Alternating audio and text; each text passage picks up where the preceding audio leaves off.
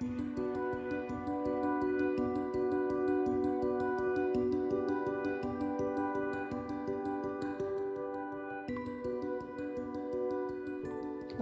to the Seeds of Light, Astrology Hub show dedicated to illuminating the path of parenting using the power of astrology. I'm Anna Zaharia, your host, and I'm here with evolutionary astrologer, herbalist, holistic healer, and columnist for the Yoga Journal, and one of my favorite people, Cameron Allen. Thank you for being here again. Hey Anna, thanks for having me again. I'm excited to be here as always. I always get like really giggly right before I say that too. It always feels so good. Yeah, I agree. We can't help but giggle. I think that's good. Okay, so we're going to continue our series on how to support your child based on their zodiac sign. And today we are talking about supporting your Leo child right now and always. So, Cameron, you know the drill. What is the most majestic, magnificent, beautiful expression in its purest form of the Leo energy? So the most majestic quality of you know what? I just got this beautiful image in my head. I have a nephew who's a Leo, and like whenever he walks into a room, like everything just gets like brighter and everybody just like lights up because he's just such a ball of light. And I think bringing warmth to others is the most majestic quality of Leo. Even thinking about it being ruled by the sun, the sun just does what the sun just does. And in doing that, it like holds the solar system together and it like brings warmth to our whole planet and nurtures everything on our planet. So that quality of a Leo of just lighting up things in a nourishing way, I think that's the most majestic quality of the Leo. Beautiful. I could feel that as you were describing it. So, what are some of the key attributes that we'll see in Leo children? I've seen a high contrast with Leo children. I've seen either a sense of like, when kids like come together and play, like when it comes to like something being like they're like kind of like possessive, like mine. I've seen that a lot with Leo children. Like they're like, this is mine, this is for me, it's about me. I've seen that, but I've also seen like qualities of like, you're amazing, here, take this, or like, I like you, like let me show you I like you. So it's like the quality of showing others their greatness or like taking things and being like, this great thing is mine. I've seen that a lot with Leo children. It's a quality that I see highlighted. And I also think that it's important when we think about Leo children. There's something called object constancy where it's just like a child feeling like comfortable and safe to be themselves. So that area of life, or like developing object constancy, is just really important for Leo children, because if not, then it could like literally be the basis for narcissism when people grow up. So it's good to be mindful of that as well. So I guess I kind of went into key challenges there a little bit too as well already. So yeah, those are some attributes. I mean, so also attribute what I would say is like performance. That's an attribute that I see a lot. They like a performance. Like even like I was just talking about my nephew, like he's 2 years old now and he already models. Like, like Leo children, like ones that become singers or just performing in general, So I think that's a really big quality of them. They're very artful that way. Mm. Yes, I love the word artful. So yes, you did start going into some of the key challenges. Is there anything more you want to share about challenges that may come up for Leo children? Yeah, just something about Leo. I always feel like a heightened importance of teaching children young of like not so there's a balance here that needs to be had, I feel like, between Leo and the Aquarius energy on the opposite side, right? It's like letting your child know, like, hey, you are super amazing. And also, with all that amazing stuff you have going on, how would you want to help the community? Right. So it's like teaching them to be interconnected with their, like, what they have for self. And then also, I guess what I would call like being mindful of self with a capital S, which would encompass everything else in life. Right. It's like I shine myself for self because we're all together in this. So when one has that orientation growing up, I think that's just an amazing way to cultivate a child, because if not, then it will be like about them. And in evolutionary astrology, there's something called the bottomless pit syndrome, where it's like they just would need like attention, and it's just like it's endless, right? It's endless. And also a challenge I feel like, especially when Leo children begin to get a little older, it's about teaching them like what does it mean to be seen versus getting attention, and also even potentially teaching your child what attention seeking behavior is, and how like I hear you trying to say this through this route, like, so basically if they act out, just acknowledge them, see them, and also explain to them, hey, like I know you're doing this because of this, right? Like call them on it and see them where they're at. It's like, and next time maybe you could just do it this way, just expressing yourself from your heart, and just tell me what you really feel. So I feel like those are all good things to be mindful of with Leo there. Yeah, I really appreciate that you brought in th- the possibility for kind of the bottomless pit need for attention.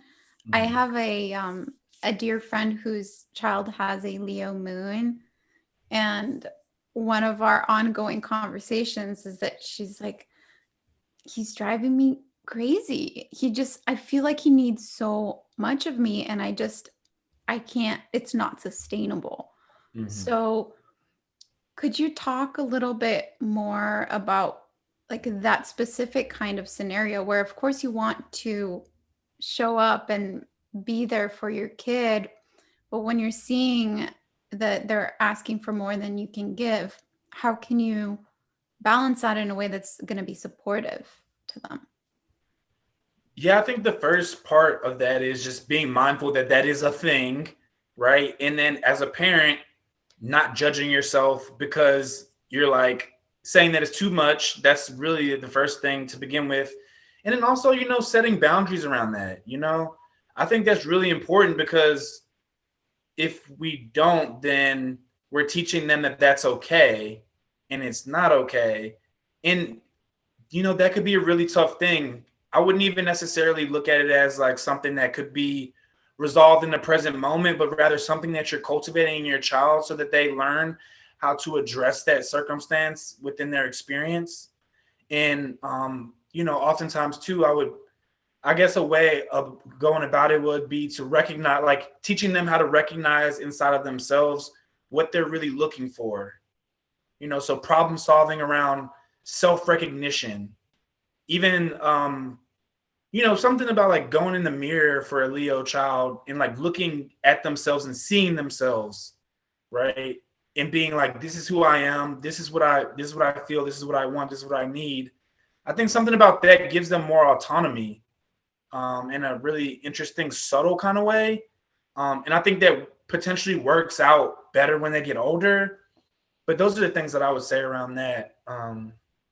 Yeah, because that can be a really tough, difficult dynamic. And I know every parent situation and circumstance is different. So I would just invite everybody to digest that and then creatively think of ways that you could attune to that as well.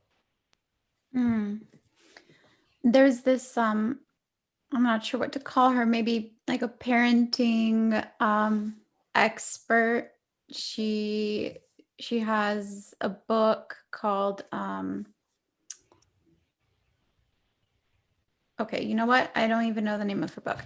Her name is Janet Lansbury, and she's an expert in REI parenting, which is respectful parenting. It's this branch of kind of parenting philosophy that is rooted in the idea that your child is like a full being as soon as they're born, and to like not belittle them and always be communicating with them authentically. And one of the things that she comes back to a lot with attention seeking behavior is just acknowledging that it's happening, and also acknowledging that you're not in a space where you can give it right now. So basically just acknowledging both sides. I see that you really want my attention right now, and I'm currently making dinner, so I can't give it to you. And then one of the other tips that she gives a lot is to make sure that you have concentrated time where you do just offer presence, that you're just witnessing. And she sees really big changes in parents and children. And oftentimes it's not so much doing a specific thing together, like doing an activity, or it's just that the child wants to be seen in exactly what they're doing. Just watch me play. Or, just it with an older child, it might be just watch me put on this performance for you, or, whatever it might be that they want to just have you watch them doing a creative project. It's whatever they want to be witnessed doing and felt loved for doing. And she says that actually it doesn't need to be a huge time commitment. It's that you're just 100% there right then.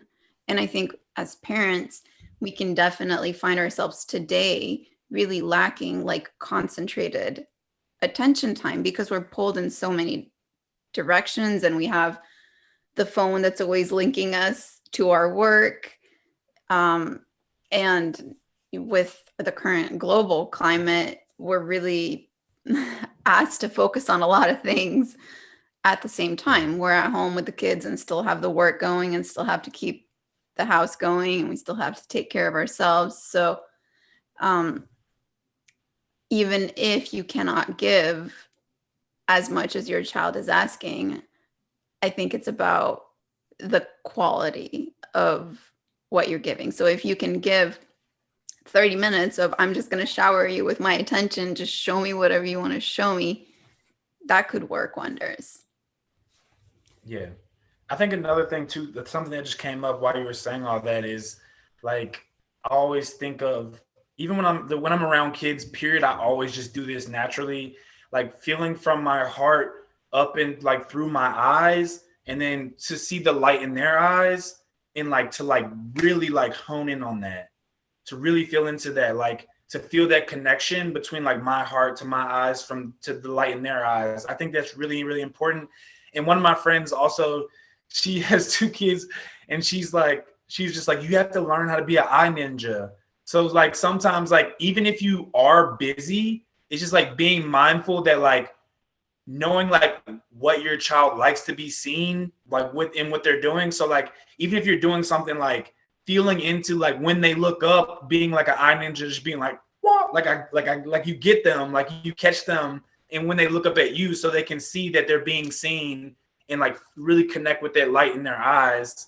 I think that's really important. And then also something else you brought up about like what's going on in the world and how that might, affect a Leo child, in the fact that, maybe they can't do plays.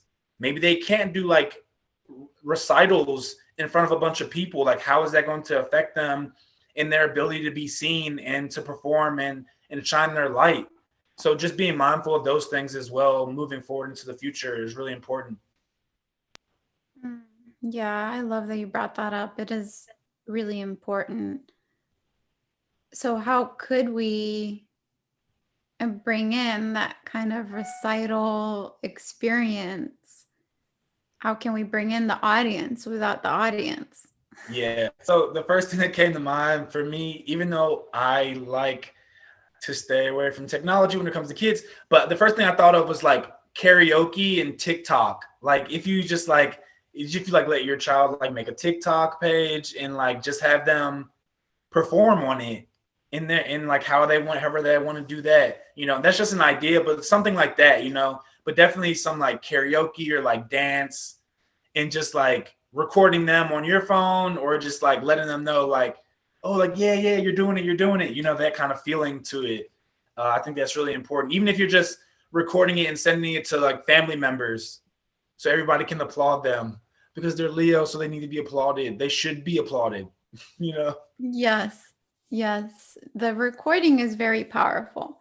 My son has some Leo placements, not super strong, but he's quite Leo 9, just energetically speaking, in his like need for attention, being seen and acknowledged.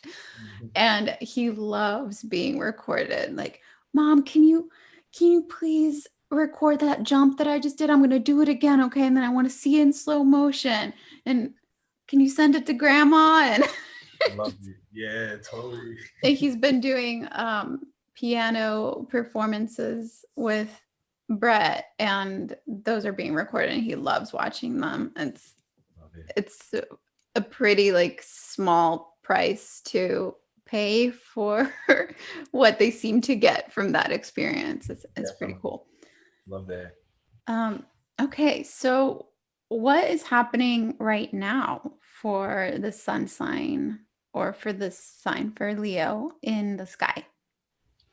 Yeah, so right now, the biggest thing is that opposition to all those planets in Aquarius. Well, there's only 2 planets in Aquarius now at this point, but I think, I mean, I'm wrong. But like, so Jupiter and Saturn are opposing all the energy in Leo right now. So, just being mindful of relational dynamics, I feel like, and how they might be butting heads with, you know, technology, how they might be butting heads with you as a parent. I think that's just really something to tune into. I think that's really simple, and we could keep it there. And I think you can get like really good results with just observing what are they coming up against directly, and just like leaving it at that, and like being able to see that. I think it'll be pretty simple, especially if it has to do like having to do with technology, and like they feel good about it and they're blossoming in their use of technology, or they're getting attention, and then maybe like a parent is coming in and restricting that, or maybe understanding how technology could be limiting them. Also, just with those dynamics, just being mindful of your child's posture when this is for everybody right now, just being mindful of their posture when they're interfacing with technology. Super important. Always tuning into that, because like, if I was to say I was going to drill something into my children, posture would probably be one thing, or, just simple things like that. But yeah, so just being mindful of those things, I think that keeps it pretty smooth and chill. But I mean, there's also a sextile from Mars in Gemini to Leo, which is more of a transitory thing. So I wouldn't really focus on that. I would really focus on that opposition there. And like we said last time, in Aries, the Sun and Venus, they'll be moving into Aries as well. So there'll be a trine, but those will also be transitory. With Leo, I would really, really focus in on the opposition. And then in 2022, the nodes will go into Taurus and Scorpio. So that's a foreshadowing of what might happen, because those are squares. And, even having the opposition and then bringing the nodes into a square will bring even more dynamic tension. So just being mindful of that time coming up. That's what I'm saying. Yeah. Got it. I just had a kind of another idea / question come in. Yeah. Would you say that Leo, like the Leo essence, it's about developing a really deep self-love that we can then be radiating out and showering the world with? Totally. Yeah. That's exactly what I think it is, and that's why specifically when it comes to children, like I was saying, like it was like feeling into my heart, like recognizing myself in that, like seeing them and recognizing them, because I recognize myself and I know I want to be seen. So I'm going to see them and like project that into them as much as possible. Because yeah, I mean, even growing up, like when I would have like confidence issues, my mom would literally put me in front of a mirror and be like, do you love yourself? Tell yourself you love yourself. And I would just be like, I love myself. I love myself. It's like that self-recognition it like creates that warmth, that passion, that fire to share with others. But it has to be self-recognition first. It's just like when we're talking about children, it's like they need that nurturance to like have that so that they can create a loop in a sense. They receive that, they embody it, and then they bring that forth. So yeah, that's a great point. I do think it is deeply about self-love, and I like self-recognition, because no matter what, at the end of the day, we can cultivate and teach people, like, be mindful of knowing when you're not getting the attention that you want and you're not being recognized, and see that as an invitation to recognize yourself. Because if a child gets that as a invitation when they're young, that can be cultivated very, very smoothly throughout their life. Whether that shows up when they're 10, 12, I would say that doesn't even really matter. But when they're older, the emotional maturity level of being able to recognize themselves is just really potent. Yeah. Thank you so much for that. That is a really big piece. So I'm going to do a quick summary. Yeah. The most majestic quality of Leo is bringing warmth to others by shining bright. Think of the sun, and bring in this last piece that we just talked about, which is that warmth comes from the self-love, the deep, deep self-love that then can be shared with everybody else. It's important with Leo children to develop object constancy, which is a really healthy concept of self, right? Yeah, it's a healthy concept of self, and just like feeling safe being able to be with oneself, and not having to be 24/7 like with the parent. So it's like they're able to like take a step away and be constant by themselves as they see themselves, type of thing. Yeah. Got it. You might see the need or the tendency to perform, or a love of performance. There likely be a lot of artfulness or creativity and outwardly showy play. And another quality I heard you talk about is kind of ownership. Like, oh, this is mine, and this is for me, and or it can also show up as, I want to share this with you. But I'm seeing like the ownership is like at the heart of that. Like, this is mine, so I can now share it with you. Or this is mine and I need to keep it for me. Definitely.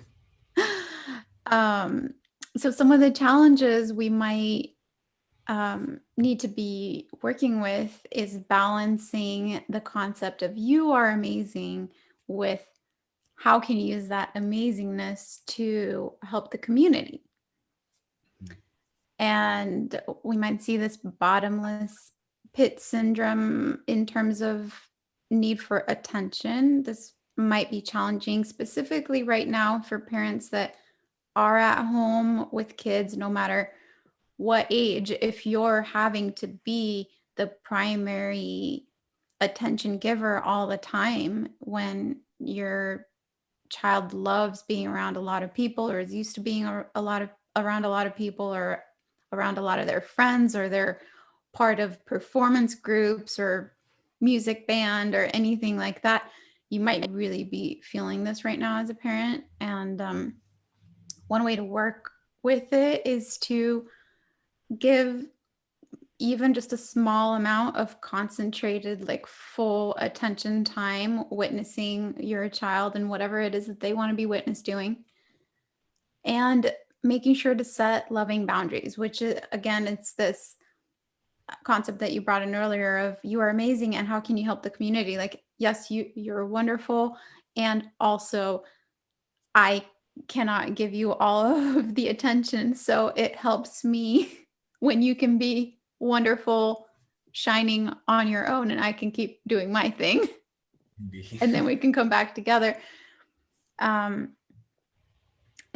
just calling them out on what you see, just telling it how it is. I see that you would like more attention, and just talk through it.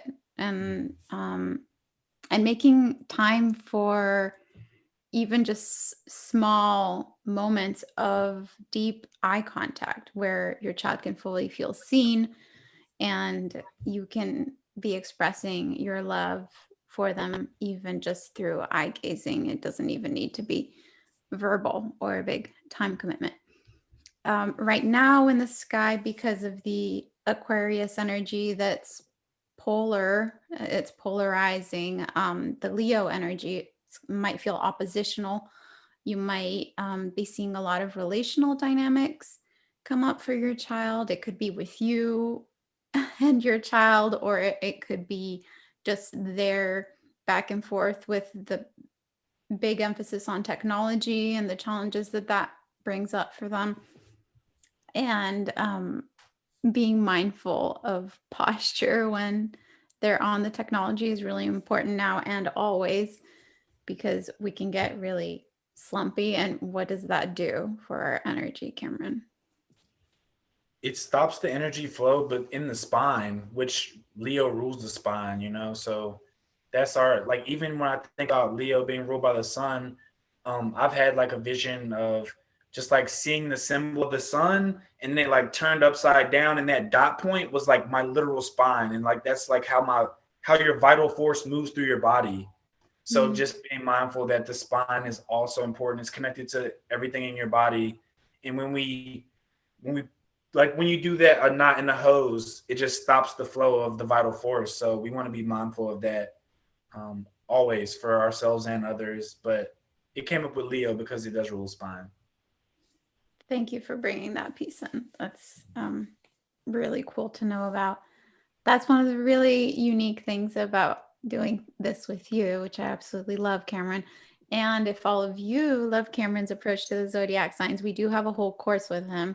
It's called The Health Secrets of the Zodiac, and Cameron goes through all the zodiac signs and speaks about their unique essence, their correspondences in nature, how we can really nurture each one and best take care of them. So if you really want to go in depth and learn about yourself or your child, it's universally applicable. And you can do that at astrologyhub.com/secrets. And don't forget to get your free PDF download if you don't have it already. It's called The Guide to Your Child's Moon Sign, and you can do that at astrologyhub.com/moon sign. And you'll get helpful insights on how to uniquely support and nurture your child based on their moon sign. Thank you so much for doing this with me, Cameron.